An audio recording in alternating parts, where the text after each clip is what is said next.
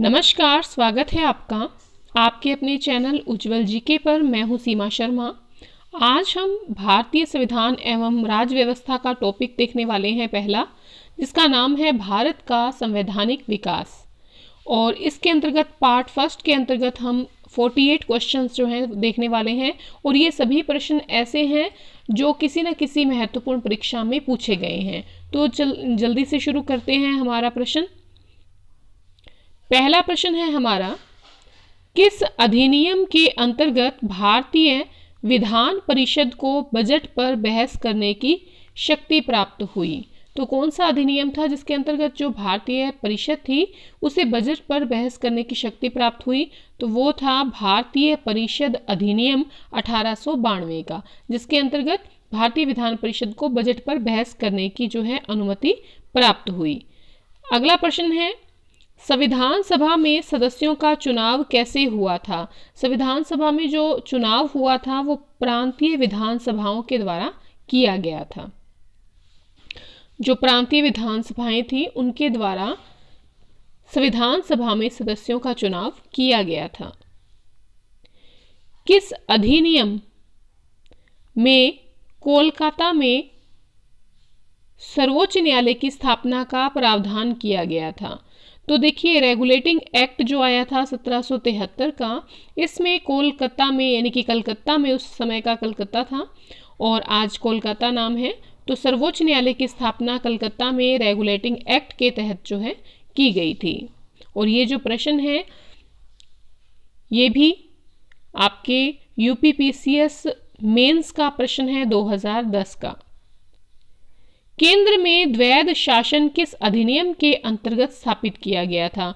तो देखिए, जो केंद्र में द्वैध शासन जो है भारत सरकार का अधिनियम जो 1935 का आया था उसके तहत स्थापित किया गया था। केंद्र में जो द्वैध शासन लागू किया गया था वो भारत सरकार अधिनियम 1935 के तहत जो है स्थापित किया गया था। और ये प्रश्न दो परीक्षाओं में पूछा गया है, एक तो आरओ की परीक्षा में 2014 में और साथ ही यूपी पीसीएस की परीक्षा में 2003 में। कैबिनेट मिशन योजना के अंतर्गत संविधान निर्मात्री परिषद में प्रत्येक प्रांत को आवंटित सदस्य संख्या निर्धारित करने के लिए एक प्रतिनिधि कितनी जनसंख्या के अनुपात में था? तो कैबिनेट मिशन योजना के अंतर्गत जो संविधान निर्मात्री परिषद थी उसमें प्रत्येक जो प्रांत था उसको आवंटित सदस्य संख्या निर्धारित करने के लिए एक प्रतिनिधि जो चुना गया था वो 10 लाख व्यक्ति जो जनसंख्या है उसके अनुपात में रखा गया था। तो ये भी आपके 2003 यूपीपीसीएस का प्रश्न है। तो 10 लाख पर एक जो है प्रतिनिधि को चुना गया था। एक निर्वाचित संविधान सभा द्वारा सर्वप्रथम भारत के संविधान का निर्माण करने का प्रस्ताव किया गया था। तो एक निर्वाचित संविधान सभा के द्वारा सबसे पहले भारत के संविधान का निर्माण करने का प्रस्ताव जो रखा गया था वो क्रिप्स मिशन के द्वारा रखा गया था, क्रिप्स मिशन के द्वारा। ठीक है, और ये यूपीपीसीएस मेंस का प्रश्न है 2008 का।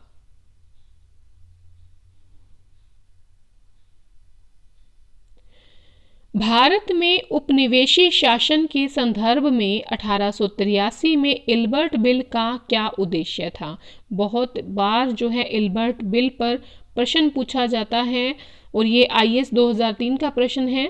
देखिए, इल्बर्ट जो बिल था उसका उद्देश्य ये था कि जहां तक अदालतों की दांडिक आधिकारिकता का संबंध था, भारतीय और यूरोपीय लोगों को बराबरी पर रखना। ठीक है, तो ये इल्बर्ट बिल के अंतर्गत था कि जो भारतीय और यूरोपीय लोग हैं उनको बराबरी पर रखा जाए दांडिक अधिकारिता के संबंध में अदालतों में। राष्ट्रपति की अध्यादेश निर्गत करने की शक्ति प्रेरित है। तो राष्ट्रपति की जो अध्यादेश निर्गत करने की शक्ति है वो कहाँ से प्रेरित है, मतलब कौन सा ऐसा अधिनियम आया था जिसके द्वारा ये शक्ति प्रदान की गई थी या प्रेरित है? तो भारत सरकार अधिनियम 1935 है, उससे हमने बहुत से अध्यादेश अधिनियम जो है लागू किए हैं, अपने संविधान में रखे हैं। तो ये जो भारत सरकार अधिनियम 1935 है, इसमें जो राष्ट्रपति है उसकी अध्यादेश निर्गत करने की शक्ति जो है वो प्रेरित की गई है। और ये जो प्रश्न है ये भी मेंस का प्रश्न है, यूपीपीसीएस का 2008 का। भारतीय विधान पालिका प्रथम बार द्विसदनीय बनाई गई, पहली बार जो है कब द्विसदनीय बनाई गई, तो 1919 का भारत सरकार का अधिनियम जब आया था तब भारतीय विधान पालिका जो है उसको 2 सदनों में बांट दिया गया था। और ये भी यूपीपीसीएस मेंस का प्रश्न है 2008 का।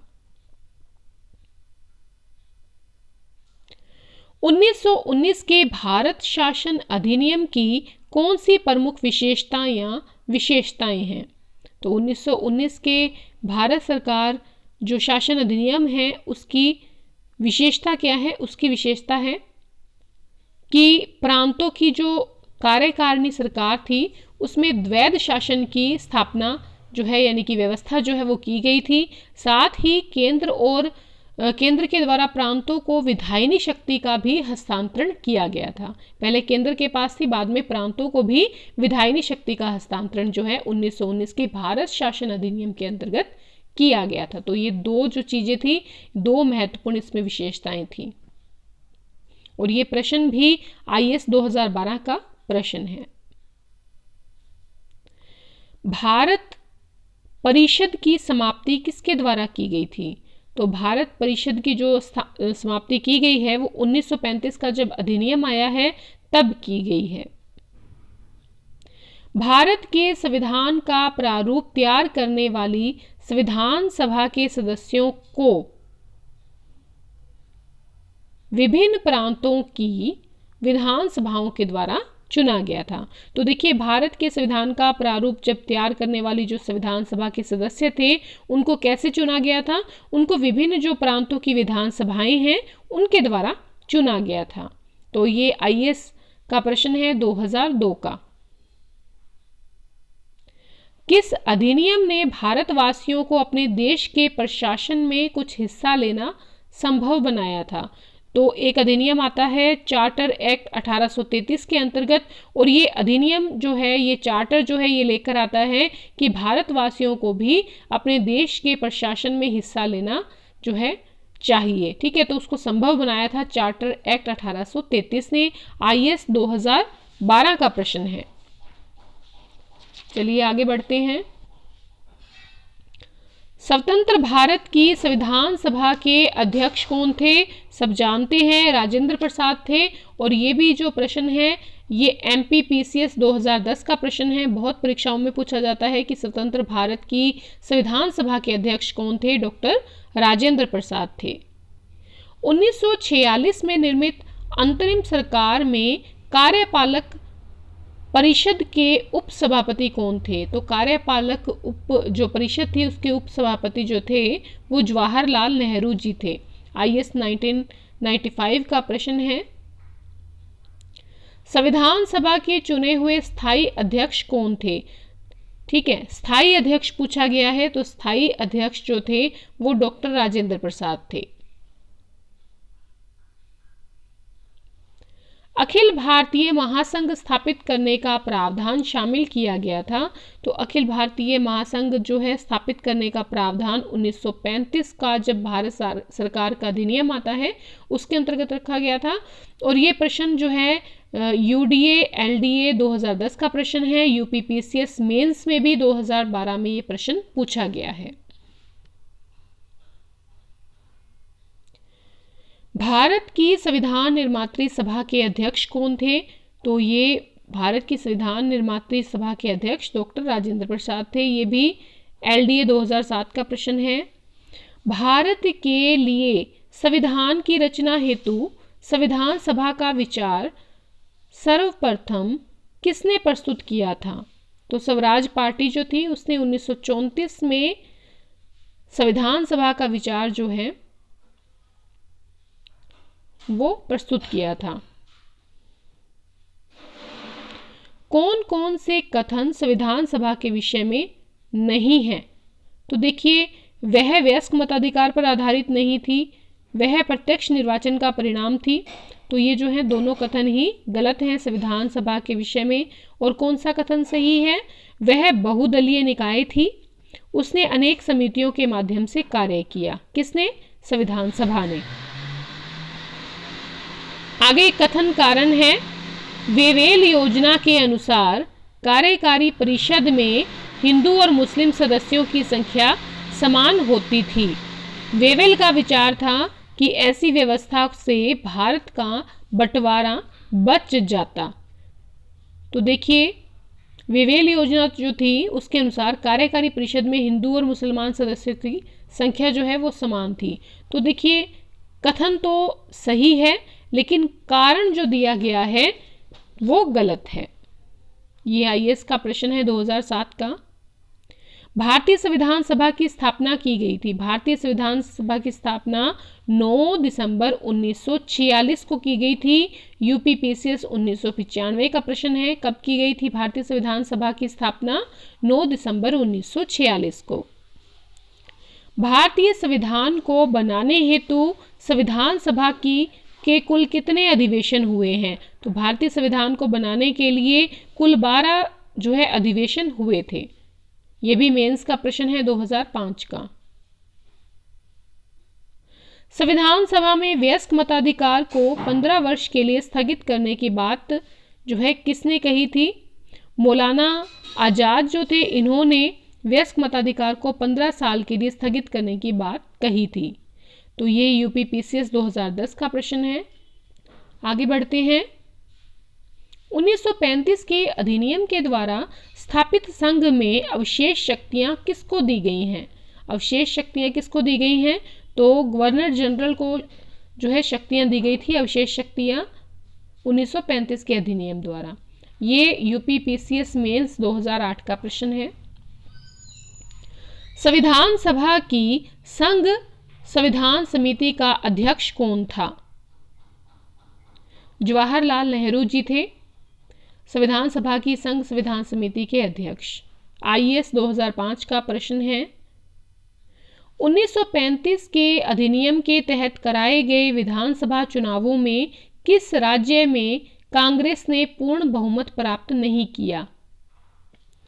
तो देखिए, जो बंगाल था यहाँ पर पूर्ण इन्हें बहुमत प्राप्त नहीं हुआ कांग्रेस को, और मद्रास में, बिहार में, उड़ीसा में इनको जो है पूर्ण बहुमत प्राप्त हुआ था। ये यूपीपीसीएस का प्रश्न है मेंस का 2004 का। किस कानून के तहत वायसराय को अपनी कार्यकारिणी के सदस्यों की संख्या में वृद्धि का अधिकार दिया गया? तो वायसराय को अपनी कार्यकारिणी के सदस्यों की संख्या में वृद्धि का अधिकार 1861 में दिया गया था। आगे देखिए, कौन सा एक भारत शासन अधिनियम 1935 में स्वीकार किया गया महत्वपूर्ण और स्थायी अवयव नहीं है? देश के लिए लिखित संविधान। ठीक है, ये स्थायी अवयव नहीं था भारत शासन अधिनियम 1935 में।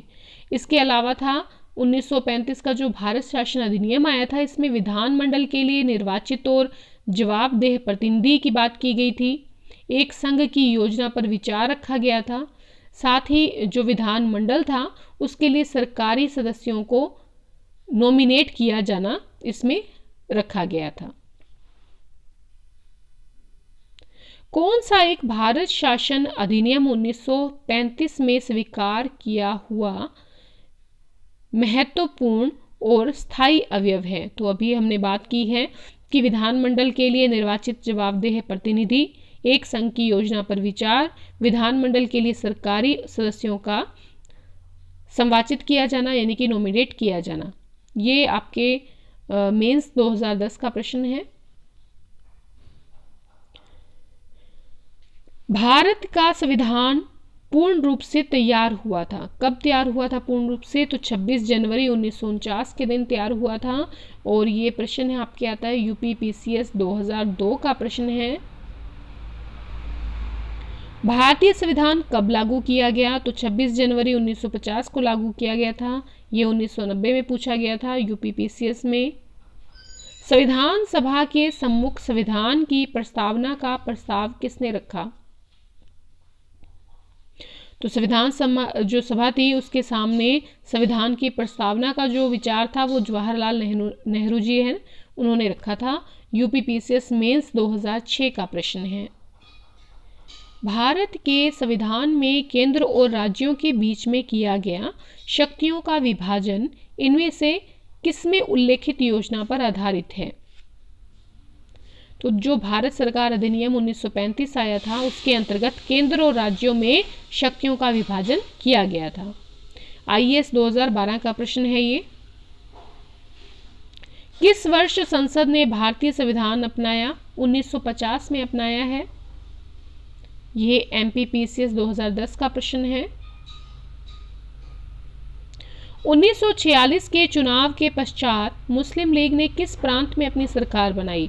तो मुस्लिम लीग ने जो सरकार बनाई थी बंगाल में बनाई थी। ये आरएस 2008 का प्रश्न है।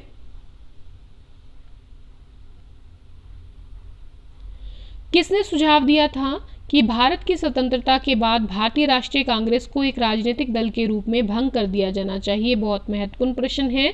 महात्मा गांधी जी का विचार था।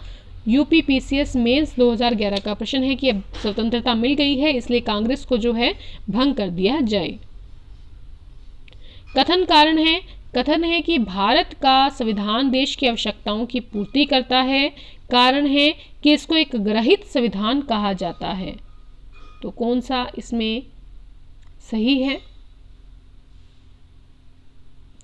देखिए दोनों सत्य है लेकिन कारण जो है वो कथन का सही स्पष्टीकरण नहीं है। 40वां प्रश्न हमारे सामने आता है कि डॉक्टर भीमराव अंबेडकर की अध्यक्षता में संविधान सभा की प्रारूप समिति में कितने सदस्य थे? कितने अन्य सदस्य थे? तो अन्य सदस्यों की बात करें तो 6 अन्य सदस्य थे। ये भी यूपी लॉ 2008 का प्रश्न है। निम्नलिखित कथनों पर विचार करना है। भारत की संविधान सभा ने राष्ट्रीय ध्वज का प्रारूप 22 जुलाई 1947 को अपनाया था। बिल्कुल अपनाया था। राष्ट्रीय ध्वज के बीच चक्कर में 21 तीलियां हैं? नहीं। राष्ट्रीय ध्वज की चौड़ाई और लंबाई का अनुपात 3:4 है, ये भी गलत है। तो देखिए पहला सही है कि भारत की संविधान सभा ने राष्ट्रीय ध्वज का प्रारूप 22 जुलाई 1947 को अपनाया था। 42वां प्रश्न है कि भारतीय संविधान सभा की प्रारूप समिति का अध्यक्ष कौन था? डॉक्टर भीमराव अंबेडकर जी थे। और ये भी प्रश्न यूपी लॉ 2008 में पूछा गया है। 1937 के आईएएस 2009 का प्रश्न है ये। अच्छा, अगला प्रश्न है 1937 के चुनाव के पश्चात यूपी में गठित मंत्रिमंडल में किसको वित्त मंत्री जो वित्त विभाग है वो दिया गया था? रफ़ी अहमद किदवई को जो है वित्त विभाग दिया गया था। संविधान सभा ने डॉक्टर भीमराव अंबेडकर की अध्यक्षता में प्रारूप समिति का गठन कब किया था? तो 29 अगस्त 1947 को किया था। संविधान सभा ने डॉक्टर भीमराव अंबेडकर की अध्यक्षता में प्रारूप समिति का गठन। ये यूपीपीसीएस मेंस 2008 का प्रश्न है। आगे बढ़ते हैं। किस अधिनियम ने संवैधानिक निरंकुशता के सिद्धांत का अनुमोदन किया? तो संवैधानिक निरंकुशता के सिद्धांत का अनुमोदन किया 1935 के अधिनियम ने।